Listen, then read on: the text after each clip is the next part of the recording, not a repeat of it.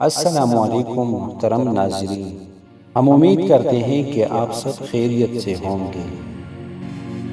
10 ذی الحجہ وہ مبارک تاریخی دن ہے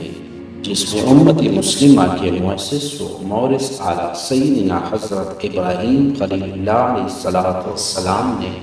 اپنی دانست میں اللہ تعالیٰ کا حکم و اشارہ پا کر اپنے لخت جگر سیدنا حضرت اسماعیل علیہ السلام کو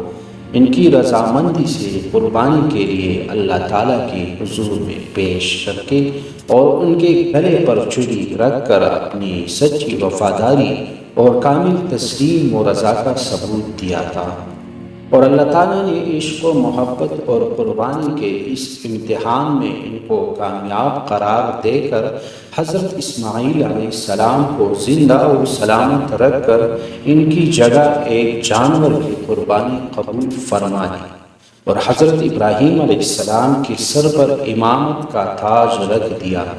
اور ان کی اس نقل کو قیامت تک کے لیے رسم عاشقی قرار دے دیا۔ پس اس دن کو اس عظیم تاریخی واقعے کی حیثیت سے تہوار قرار دے دیا گیا، چونکہ امت مسلمہ ملت ابراہیم کی وارث اور اسوہ خلیلی کی نمائندہ ہے۔ اس موقع پر یعنی 10 ذی الحجہ میں پورے عالم اسلامی کا حج میں اجتماعی اور اس کے مناسک کی حج قربانی وغیرہ اس واقعے کی گویا اصل و اول درجے کی یادگار ہے، اور ہر اسلامی شہر اور بستی میں عید الاضحیٰ کی تقریبات، نماز و قربانی وغیرہ اس کی گویا نقل اور دوم درجے کی یادگار ہے۔ انہیں وجوہات کی بنا پر اس دن کو یوم العید یعنی عید کا دن کہتے ہیں۔